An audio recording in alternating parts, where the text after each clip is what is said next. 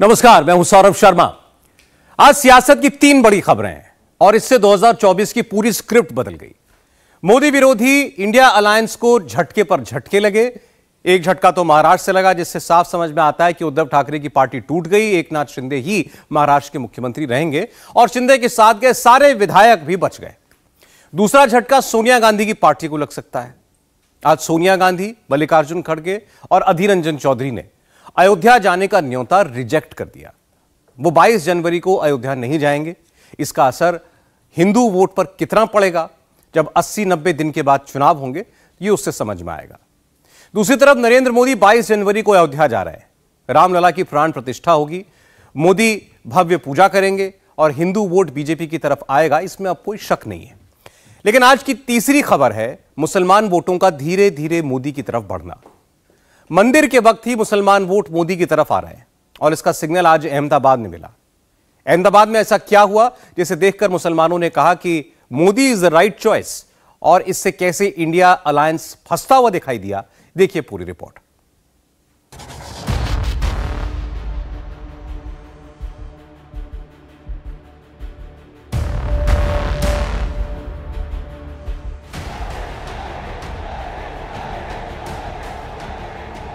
क्या अब भी भारत के मुसलमान ये नहीं मानेंगे कि 2024 में भी नरेंद्र मोदी ही तीसरी बार प्रधानमंत्री बनने वाले हैं? क्योंकि बाकी पूरी दुनिया के मुसलमान और उनके हेड तो ये मान चुके हैं कि एक बार फिर मोदी ही आ रहे हैं।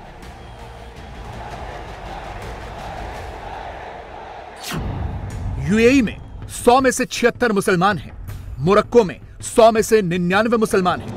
सऊदी अरब में 100 में से 97 मुसलमान हैं। मिस्र में भी 100 में से 90 मुसलमान रहते हैं और बांग्लादेश में 100 में से 91 मुसलमान हैं। और ये सब मान रहे हैं कि 2024 में भारत के अगले प्रधानमंत्री नरेंद्र मोदी ही होंगे। बस भारत के मुसलमान अभी तक नहीं मान रहे।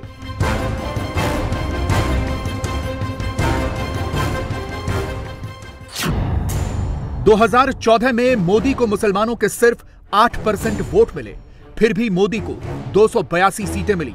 2019 में फिर मुसलमानों ने मोदी को सिर्फ 8% वोट दिया, मोदी की सीटें बढ़ी। इस बार मोदी को 303 सीटें मिली। 2024 में भी मोदी को मुसलमानों का वोट मिले न मिले, मोदी की जीत भी कंफर्म है और सीटों का बढ़ना भी। सवाल यह है कि क्या भारत के मुसलमान एक बार फिर लगातार तीसरी बार किसी हारने वाली पार्टी को वोट देंगे? क्योंकि अब तो दुनिया के बड़े बड़े इस्लामिक मुल्क भी ये मान रहे हैं कि आएगा तो मोदी ही। Shri Narendra Modi, prime minister of 99% Muslim आबादी वाले मोरक्को के कॉमर्स मिनिस्टर ने वाइब्रेंट गुजरात समिट में जो बातें कही हैं, उनसे मोदी हेटर्स को बहुत ज्यादा दुख होने वाला है। Honourable Shri Narendra Modi, prime minister of Bharat,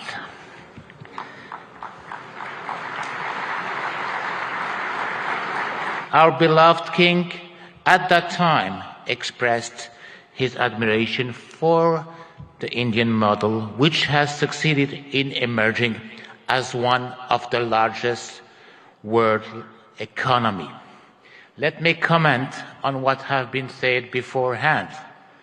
Prime Minister Modi, you made Gujarat as an engine of growth for Bharat, but you made Bharat as the engine of growth of the world, showing a regional leadership in advance. हो सकता है कि मोदी के विरोधी Morocco को एक छोटा देश कह दें, लेकिन अब जरा उस सऊदी अरब के निवेश मंत्री की बातें भी सुन लीजिए, जहां 97% मुस्लिम आबादी है और जहां से इस्लाम निकला है। वो अब अस्सलाम वालेकुम के साथ साथ नमस्ते भी कर रहे हैं। नरेंद्र मोदी, अस्सलामु अलैकुम व रहमतुल्लाहि व बरकातुहू, नमस्ते। और अगर कुछ शक बाकी रह गया हो तो फिर उस यूएई के सबसे बड़े शेख की मोदी के साथ केमिस्ट्री देख लीजिए, जिसके दुबई जाने का हर कोई सपना देखता है।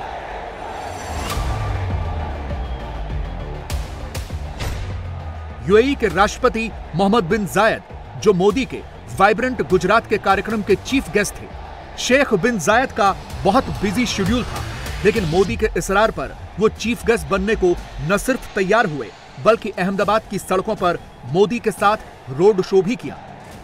यह मोदी और मोहम्मद बिन जायद की केमिस्ट्री का ही कमाल था कि दोनों एक दूसरे को भाई बोलकर एड्रेस कर रहे थे। मेरे brother his highness Sheikh Mohammed bin Zayed का इस आयोजन में शामिल होना हमारे लिए बहुत खुशी की बात है। आपने मोहम्मद बिन जायद को कभी भी ऐसे बड़े स्टेज पर बोलते हुए नहीं देखा होगा, क्योंकि वो अवॉइड करते हैं। लेकिन मोदी और भारत के सम्मान में वो वाइब्रेंट गुजरात समिट के स्टेज पर बोलने के लिए आए। यूएई के राष्ट्रपति शेख मोहम्मद बिन जायद अल नहयान किसी भी सार्वजनिक मंच पर नहीं बोलते हैं, लेकिन प्रधानमंत्री मोदी की मौजूदगी में उन्होंने वाइब्रेंट गुजरात समिट में भाषण दिया। MBZ वाइब्रेंट गुजरात समिट में चीफ गेस्ट थे। उन्होंने अपना भाषण अरबी में दिया और प्रधानमंत्री मोदी को अपना भाई बताया।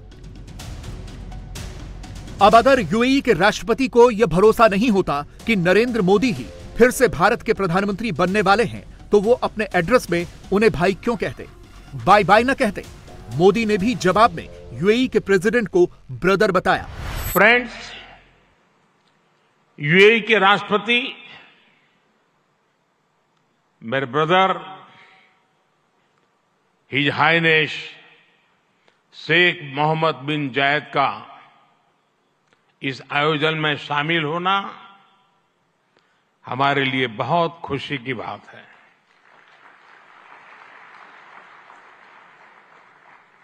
वाइब्रेंट गुजरात में इस समिट में उनका यहां चीफ गेस्ट के तौर पर उपस्थित होना भारत और यूएई के दिनों दिन मजबूत होते आत्मीय संबंधों का प्रतीक है। कुछ देर पहले हमने उनके विचार सुने। भारत को लेकर उनका विश्वास, उनका सहयोग बहुत ही गर्मजोशी से भरा हुआ है। जानकारी मिली है कि यूएई के राष्ट्रपति MBZ अपने बहुत बिजी शेड्यूल से समय निकालकर खुद वाइब्रेंट गुजरात समिट अटेंड करने के लिए आए थे। समिट में भाषण देने के बाद वो तुरंत कार्यक्रम स्थल से निकल गए, क्योंकि उन्हें दुबई निकलना था। इसीलिए मोदी कार्यक्रम छोड़कर अपने इस दोस्त को छोड़ने के लिए बाहर तक गए। भारत में मुस्लिम वोट की पॉलिटिक्स करने वाले कुछ नेताओं ने मोदी को मुसलमानों का दुश्मन बनाया हुआ है। वो दिन रात यही साबित करने में लगे रहते हैं कि मोदी मुसलमानों का भला नहीं चाहते, लेकिन यह बात पूरी तरह से गलत है, क्योंकि सऊदी अरब और यूएई से बड़ा तो कोई दूसरा मुस्लिम देश नहीं है। और यहां के सबसे बड़े शेख, यहां के राष्ट्रपति, क्राउन प्रिंस प्रधानमंत्री मोदी को ही सबसे बड़ा नेता मानते हैं।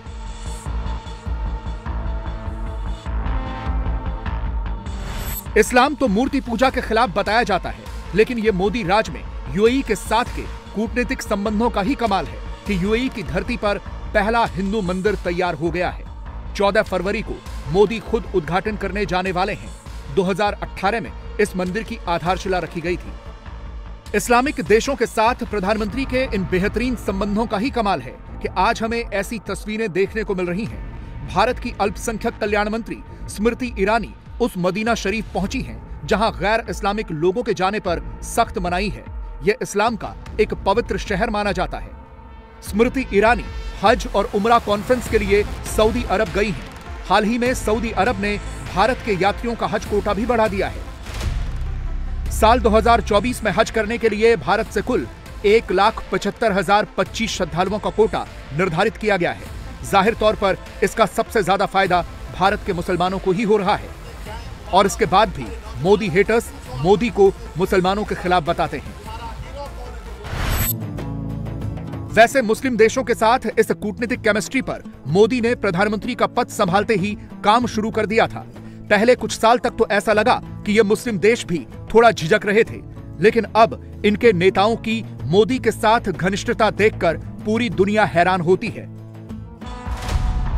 आपको जानकर हैरानी होगी कि मोदी से पहले आखिरी बार कोई भारतीय प्रधानमंत्री 1981 में यूएई गया था। तब इंदिरा गांधी देश की प्रधानमंत्री थी। जबकि प्रधानमंत्री बनने के बाद मोदी 5 बार यूएई के दौरे पर जा चुके हैं। अगस्त 2015, फरवरी 2018, अगस्त 2019, जून 2022 और जुलाई 2023 में। और इसका असर दोनों देशों के व्यापार पर दिखा है।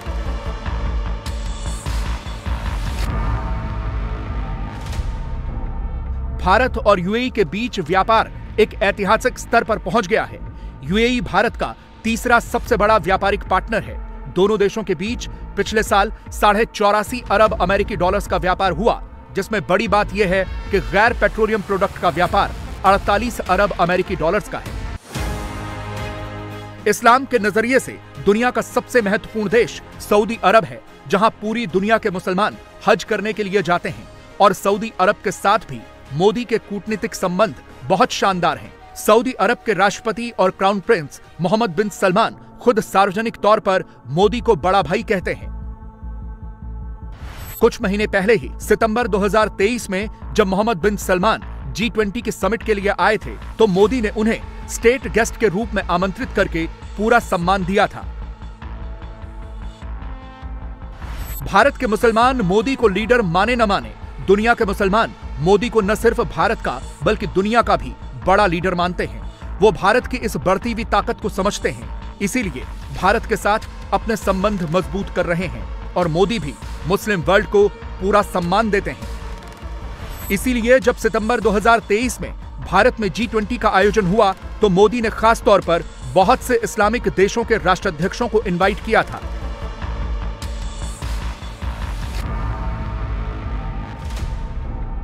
भारत ने बांग्लादेश, इजिप्ट, नाइजीरिया, ओमान और यूएई यानी कुल 5 मुस्लिम देशों को मेहमान के तौर पर G20 समिट में बुलाया था। इसके अलावा सऊदी अरब, इंडोनेशिया और तुर्की G20 के सदस्य देश होने के नाते भारत आए थे।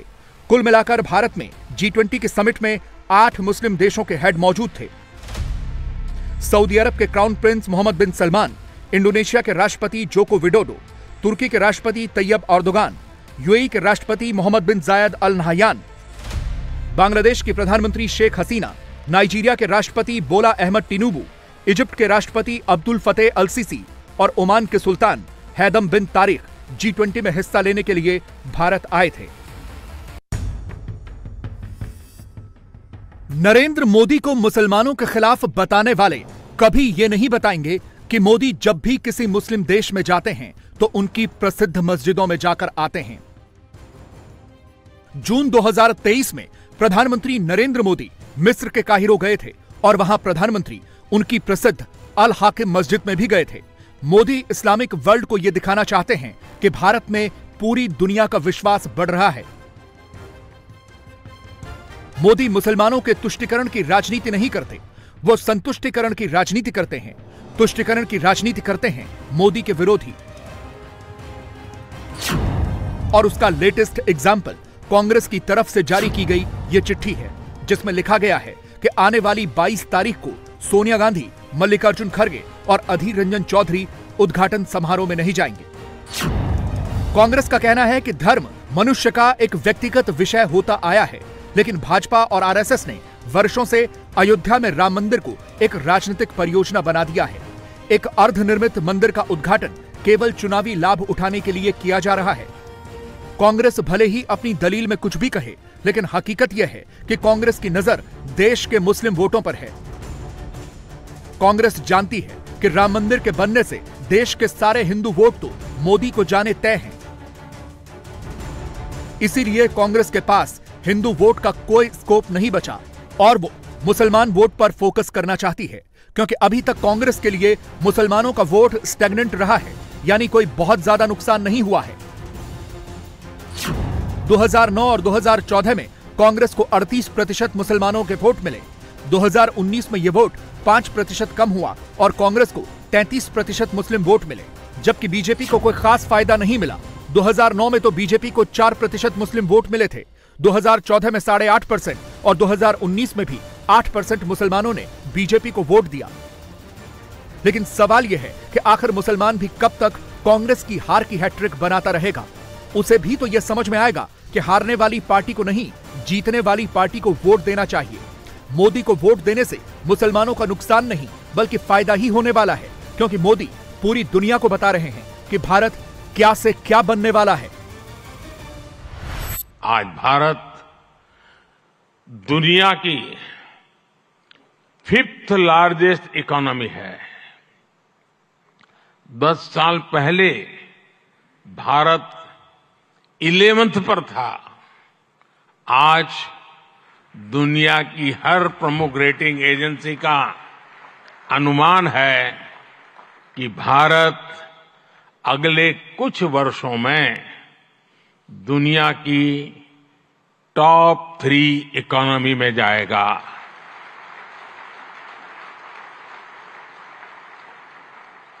दुनिया के लोग जो एनालिसिस करना है करते रहे, मेरी गारंटी है कि हो जाएगा। मैं आपको विश्वास दिलाना चाहता हूं कि आपके सपने ये मोदी का संकल्प है।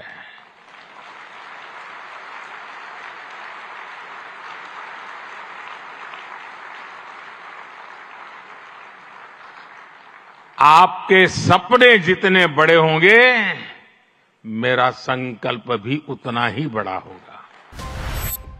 इन सारे समीकरणों में अगर भारत के मुसलमानों ने अपना फोकस बीजेपी की तरफ कर लिया और अगर बीजेपी को मुसलमानों के 15 से 20% वोट और मिल गए तो फिर कांग्रेस तो कहीं की नहीं बचेगी। कांग्रेस के पास कुछ भी नहीं रहेगा। उत्तर प्रदेश में कुछ बड़ा, कुछ अलग और कुछ एक नया पॉलिटिकल एक्सपेरिमेंट जैसा हो रहा है, जिसकी थोड़ी आहट दिल्ली में आ रही है और थोड़ी घबराहट लखनऊ में दिखाई दे रही है। लखनऊ से जो खबर छनकर आ रही है वो बताती है कि अखिलेश यादव और मायावती फिर से एक साथ आ सकते हैं। कांग्रेस भी यही चाहती है कि यूपी में अखिलेश और मायावती साथ रहें।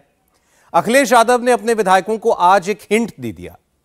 क्या मायावती को भतीजे का ऑफर कबूल है?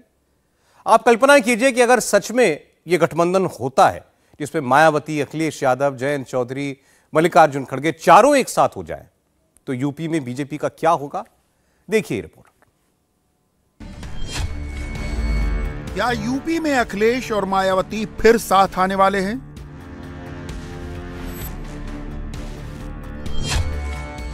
सपा बसपा के साथ आने से क्या बीजेपी को फर्क पड़ेगा?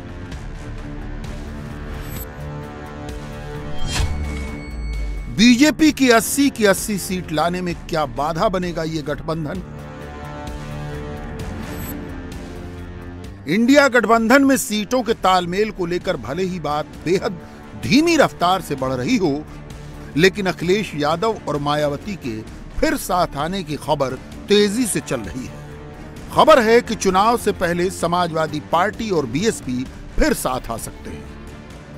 इसका संकेत कल समाजवादी पार्टी की बैठक में साफ साफ दिखा।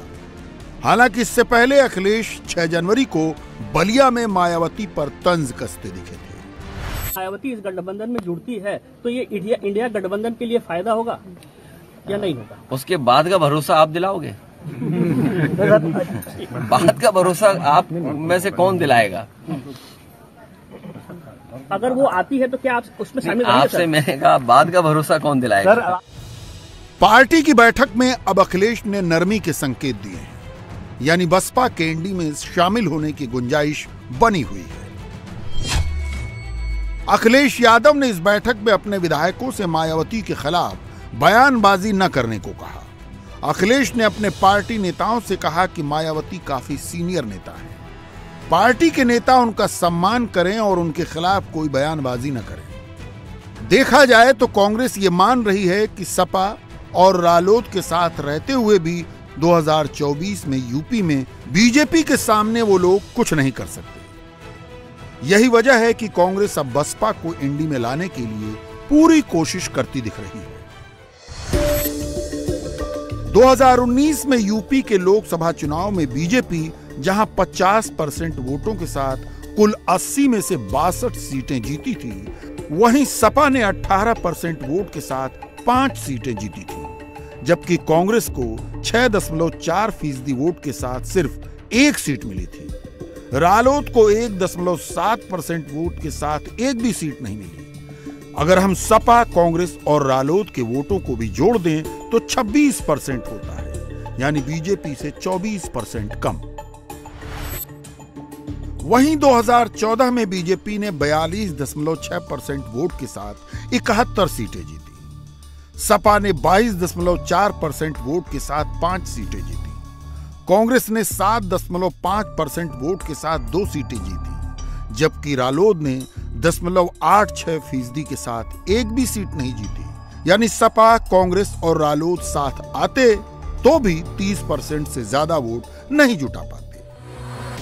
पिछले 2 लोकसभा चुनावों से तय है कि अखिलेश यादव, राहुल गांधी और जयंत चौधरी मिलकर भी यूपी में मोदी और योगी की जोड़ी में सेंध नहीं लगा पाएंगे। यही वजह है कि कांग्रेस बसपा को इंडी गठबंधन में लाना चाहती है। दरअसल सपा और बसपा ने 2019 का लोकसभा चुनाव मिलकर लड़ा। बसपा ने 19.4% वोट के साथ 10 सीटें जीती।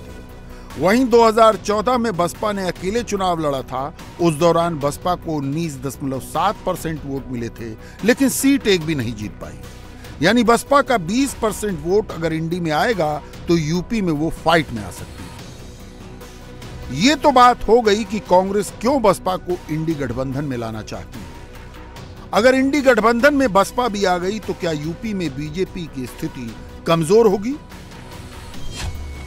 यानी अखिलेश, राहुल, मायावती और जयंत चौधरी की चौकड़ी यूपी में मोदी और योगी की जोड़ी के सामने कितना टिक पाएगी? राम लहर पर सवार बीजेपी को क्या यूपी में 80 सीटें जीतने से ये चौकड़ी रोक पाएगी? अगर सिंपल गणित की बात करें तो अभी भी बीजेपी गठबंधन वाला एनडीए यूपी में काफी मजबूत नजर आ रहा है। 22 जनवरी के बाद तो इसमें और इजाफा ही होना है। यूपी में 2019 के लोकसभा चुनाव में बीजेपी गठबंधन वाले एनडीए ने 51.2% के साथ 64 सीटें जीती थी। वहीं इंडी गठबंधन में शामिल सपा ने 18.11% वोट के साथ 5 सीटें जीती। कांग्रेस ने 6.4% वोट के साथ 1 सीट जीती। रालोद ने 1.7% वोट के साथ एक भी सीट नहीं जीती, जबकि बसपा ने 19.4% वोट के साथ 10 सीटें जीती। यानी विपक्ष की चारों पार्टियों को मिला दें तो इनका वोट शेयर 45.6% होता है, जो बीजेपी से अभी भी 5.6% कम है। यानी इन चारों पार्टियों यानी सपा, बसपा, कांग्रेस और रालोद के साथ आने के बाद भी बीजेपी गठबंधन वाली एनडीए की 64 सीटें कहीं नहीं गई। यानी 2019 वाला रिजल्ट यूपी में फिर दोहराया जाएगा। इसके साथ ही यूपी की आधी सीटें यानी 80 में से 40 पर भी बीजेपी का ये चारों पार्टियां मिलकर भी कुछ नहीं बिगाड़ पाएंगी। दरअसल 2019 में बीजेपी ने यूपी की 40 सीटें 50% से ज्यादा वोट शेयर हासिल कर जीती थी।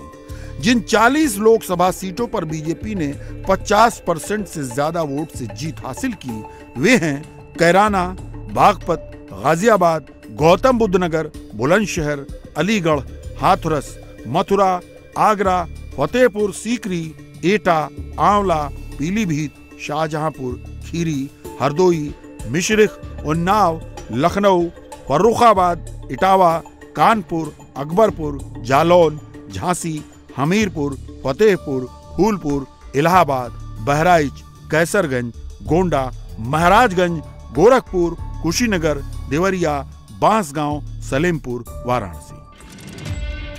यानी इन सीटों पर भी बीजेपी को हराने के लिए इंडी गठबंधन को काफी मेहनत करनी पड़ेगी, लेकिन जमीन पर यह नजर नहीं आ रहा। लोकसभा चुनाव को 60 दिन बचे हैं। बीजेपी जहां अपनी रणनीति बनाकर अब कैंडिडेट उतारने की तैयारी कर रही है, वहीं इंडी गठबंधन अभी भी सीट शेयरिंग में उलझा है। इसके साथ ही अभी भी बसपा जैसी पार्टियों को जोड़ने की कोशिश हो रही है। यही वजह है कि मायावती को लेकर इंडी गठबंधन में क्या चल रहा है कोई खुलकर बोलने को तैयार नहीं है। अखिलेश यादव जहां मायावती के खिलाफ कुछ भी बोलने से बच रहे हैं, वहीं समाजवादी पार्टी के महासचिव राम गोपाल यादव ने कहा कि मायावती खुद ही गठबंधन से अलग हुई थी। कितनी सीटों पर चर्चा हुई सर? सीटों सब पे हुई चर्चा। हाँ। कितनी सीटों सर? क्या फॉर्मूला क्या तैयार हुआ? क्या फॉर्मूला? कुछ नहीं, जो प्रगति होगी वो आपको जल्दी पता चल जाएगी। वो बसपा को इंडिया गठबंधन में लाने की कोशिश है। ये उनसे पूछो, हमसे नहीं पूछते। सर आप भी इंडिया अलायंस के इम्पोर्टेंट। इस पर मुझे कुछ नहीं कह रहा, क्योंकि मैं बहन जी के साथ समझौता कर चुका हूँ और उन्होंने ही एक तरफा उसे तोड़ा था। All of you know it. इसलिए अब मैं क्या कहूँ। सर ये बताइए कि अगली बैठक कब होगी, और मतलब अगली बैठक 12 को जल्दी सब हो जाएगा, डोंट वरी। तो कोई लड़ाई नहीं, कोई मनमुटाव? कोई मनमुटाव देखा नहीं किसी के। देखो चले, देखिए सलमान साहब जा रहे हैं और लोग जा रहे हैं, दे आर ऑल हैप्पी। अब कांग्रेस नेता सलमान खुर्शीद का बयान सुनिए। सलमान खुर्शीद का कहना है कि रामगोपाल यादव के साथ बातचीत में मायावती को लेकर कोई चर्चा ही नहीं हुई, कोई डिसीजन नहीं हुआ। हमारी अच्छी मीटिंग हुई, एक दूसरे के साथ बातचीत करना भी अनिवार्य होता है। बातचीत करें, एक दूसरे को समझें, एक दूसरे के साथ हम जुड़ें और उसके बाद बैठकर समझौता करें कि कहाँ कौन कौन कैसे लड़कर जीत सकता है, कहाँ हम किस तरह से जीत सकते हैं, वो हमारी प्राथमिकता है।